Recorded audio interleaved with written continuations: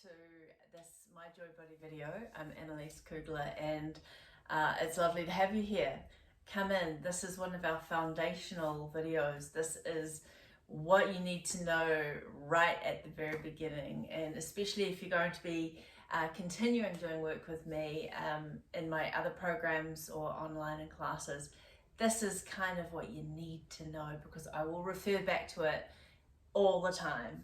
So this video is entitled Finding Your Seat, and everything grows from either Tadasana, which is standing, feet hip width apart, or the seat, and Dandasana, which is sitting with our legs out, is our base pose. But I tend to grow from a cross-legged position, so that's where we'll work from today. In everything I teach, I always ask people to have blankets, and the reason is that blankets are easy.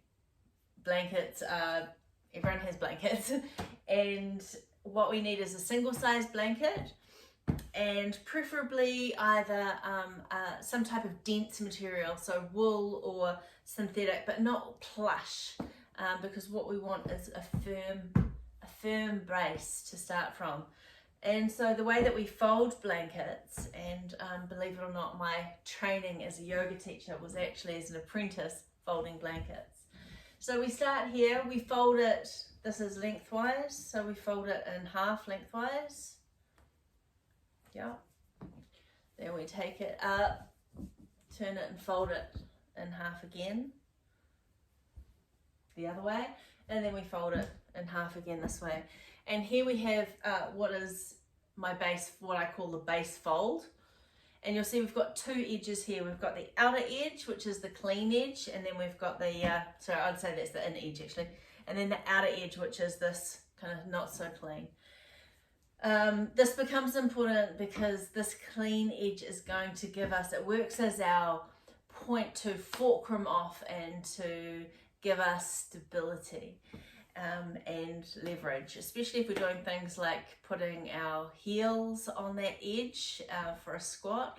We want it nice and clean, and we want it to be consistent.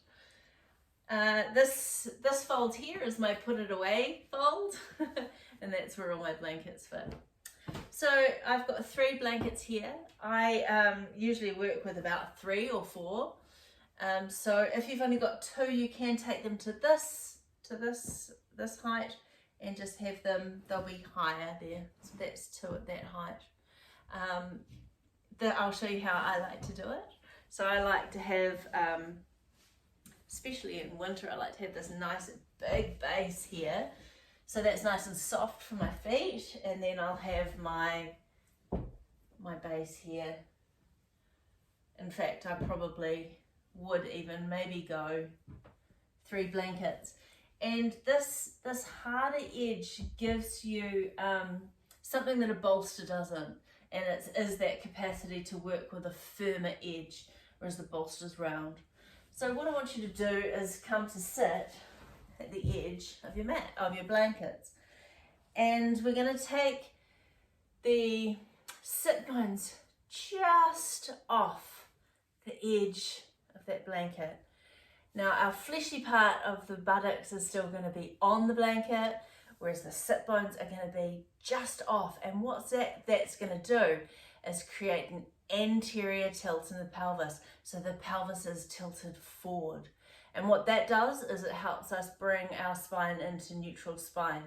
When our pelvis is tilted into posterior tilt underneath, that's when we get flexion. So I'll just come to the edge this way and show you what I mean.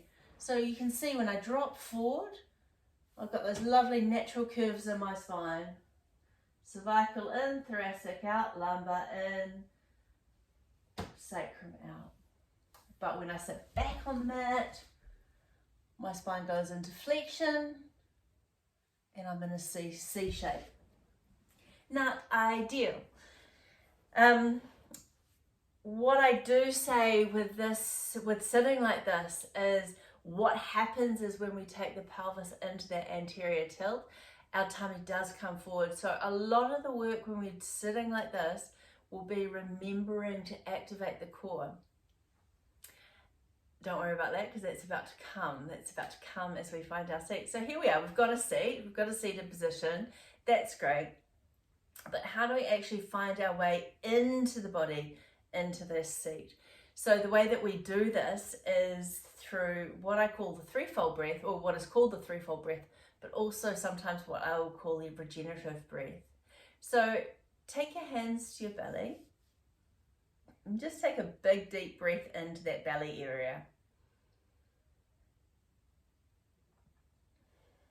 And out again.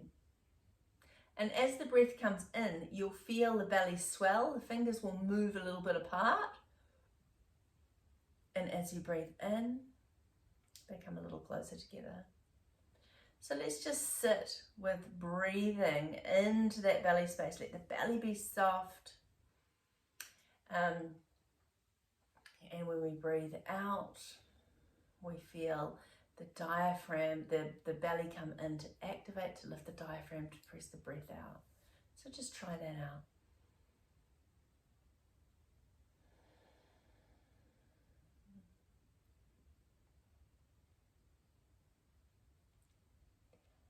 And here what I like to do is use the imagery of a pear. So imagine when you breathe in that you're breathing right out into the fullness of a round pear, right to the bottom and to the sides.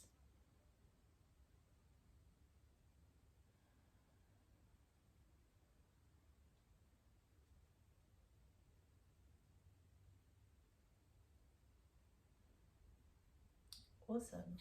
So by actually taking a little bit outside of the body into that visualization of breathing into the base of a pear, what we're doing essentially is filling the pelvis full of our breath, and we're actually pressing our organs down into that belly area, which is great for actually cleansing, because every time we press on the organs and then release, it's cleansing. It's sort of like wringing it out a little bit.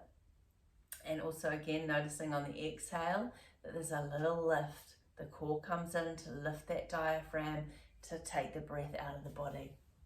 So that's one part of our threefold breath. Let's take the hands to the rib cage, fingers forward, and let's breathe out into it, into our hands, filling our hands. Belly comes in to take the breath out. And here I just kind of, the imagery is sitting inside of a cylinder. And we're trying to expand that rib cage into the edges of the cylinder. So sitting with that.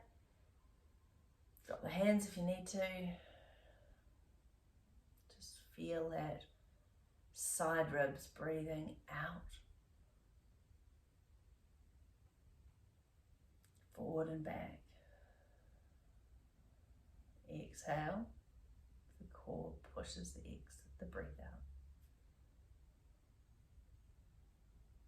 Nice one. Letting that go. Take the hand to the sternum, to the chest, and we're going to breathe up into this hand.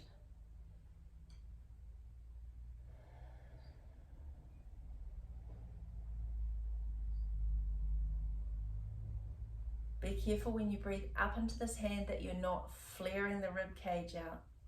It's quite easy to, we're wanting to lift with that containment of the rib cage, so it's lifting up.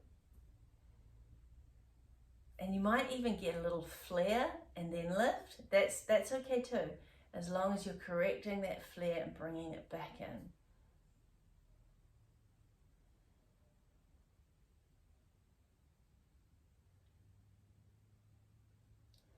I think the wonderful thing about this part of the breath, and you'll be able to notice this when we do the whole thing together, is that as we lift the rib cage and then allow the core to come together naturally to press the diaphragm out, we feel this activation of the core muscles sitting in underneath the rib cage and holding that rib cage in place so it's not dumping on any of the organs. It's quite a beautiful feeling. So a couple more times. Breathing up into the sternum,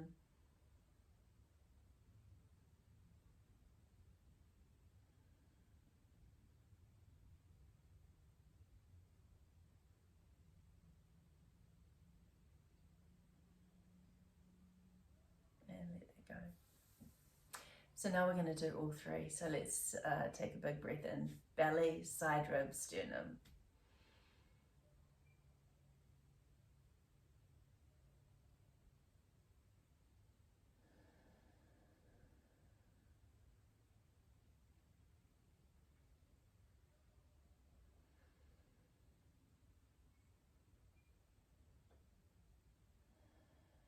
So what happens is when we breathe in, we create that space between the vertebra, the spine, actually the whole body gets wider and longer, and then as we exhale, the core comes in to support that elongation and that upright nature of the spine.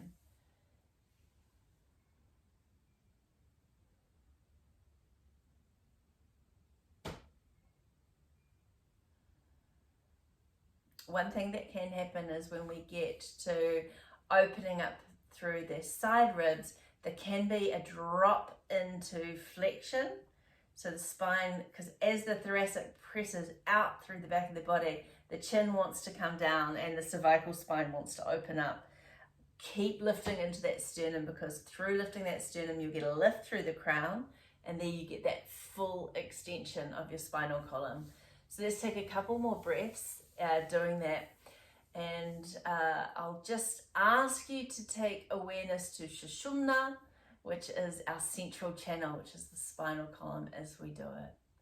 So everything radiating out from Sushumna with the breath, and strengthening the line on the exhale.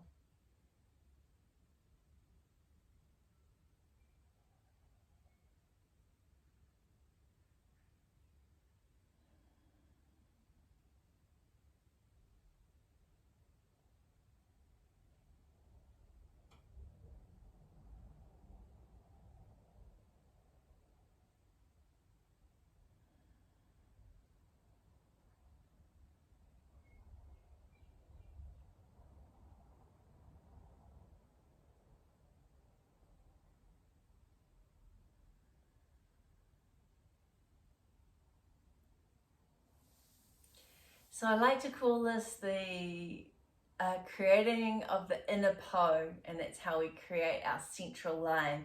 And this is really big in my work. This is where we create our strength, our mana, and everywhere we radiate from. And using the breath to build pose, to build asana, to build structure is the only way that we actually really get a body informed perspective on where the pose is, where the pose should be, where the pose is going.